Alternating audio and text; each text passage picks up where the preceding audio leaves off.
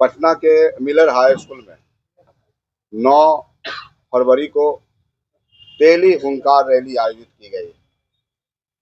इस रैली के माध्यम से आबादी के अनुसार राजनीतिक भागीदारी मिले, इसके लिए हम संघर्ष लगातार कर रहे हैं।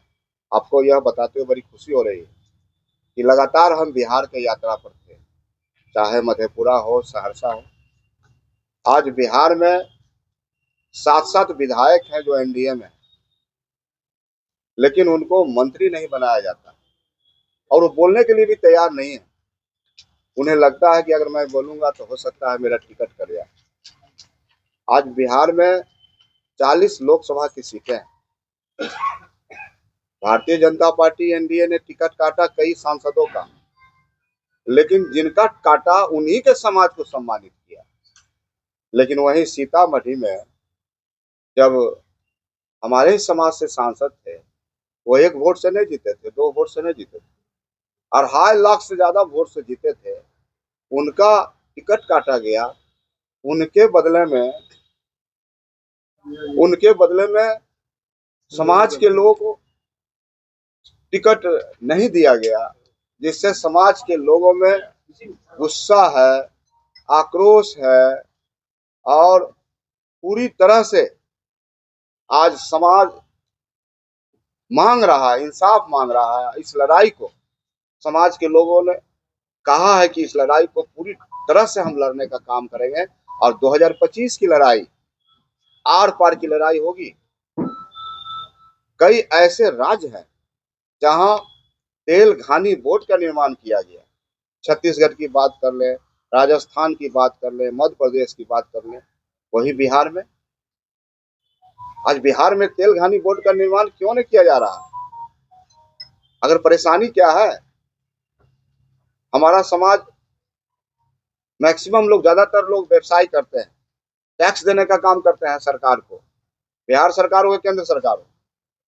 लेकिन इसके बदले में हमारे समाज को कहीं गोली मिलती है, कहीं धमकी मिलती है, कहीं हत्या होता है, पूरी तरह से इनका शोषण होता है।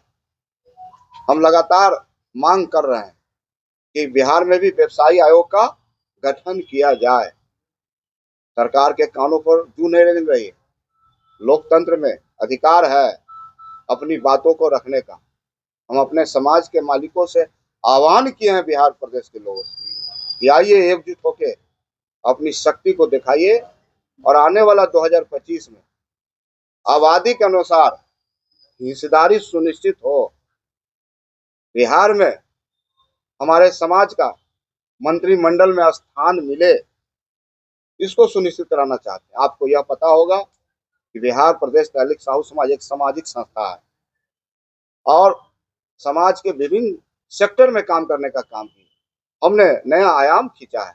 शिक्षा के क्षेत्र में बिहार में ऐसी कोई समाज नहीं है, ऐसा कोई जाति नहीं है जिसने बच्चियों के पढ़ने के लिए चिंता व्यक्त किया होगा।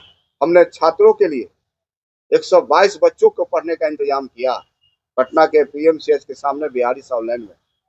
हमने इसको नई दिशा देते हुए उन बालिकाओं के लिए, उन छात्राओं के लिए भी 135 सीट का 8 मंजिला बहुमंजिला मकान समाज के सहयोग से हमने बनाने का काम किया है और मई में 135 समाज की गरीब बेटियां बिहार भर के उसमें शिक्षा ग्रहण करने का काम करेगी।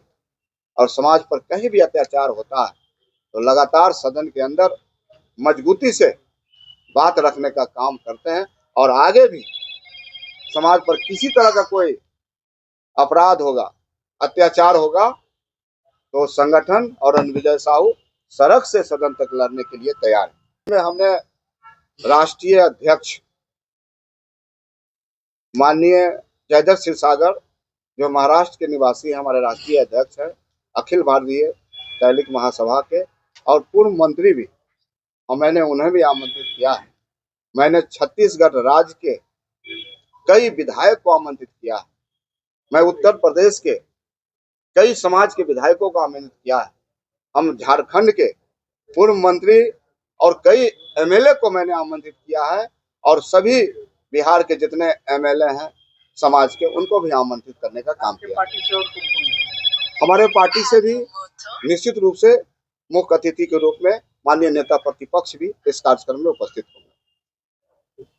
बनियापुर मेजोरिटी में जो है वो भाजपा को वोट देती है, लेकिन प्रतिनिधित्व इस बार मिला नहीं और आपने जैसा कहा कि मंत्री वगैरह भी नहीं बनाएंगे, तो कितना दिन जो है एक तरह से बंधुआ मजदूर के रूप में देखिए, समाज के लोग काम हम तो निश्चित रूप से आईना दिखाना चाहते हैं भारतीय जनता पार्टी और एनडीए को कि साहू समाज अब बंधुआ मजदूर उनका नहीं रहा। अगर बंधुआ मजदूर होता तो रणविजय साहू समाज का प्रदेश अध्यक्ष और मोरवा का विधायक नहीं होता राष्ट्रीय जनता दल का। तो ये साबित करता है कि साहू समाज अब भारतीय जनता पार्टी एनडीए का बंधुआ मजदूर नहीं रहा, और निश्चित रूप से यह रैली भी साबित करेगा पूरी तरह से कि समाज एकजुट है। रणविजय साहू के कुशल नेतृत्व में बिहार में साहू समाज, तेली समाज एकजुट है और 2025 की लड़ाई के लिए अंगड़ाई लेने के लिए तैयार है। पनोरमा ग्रुप, जो सोचता है वो करता है।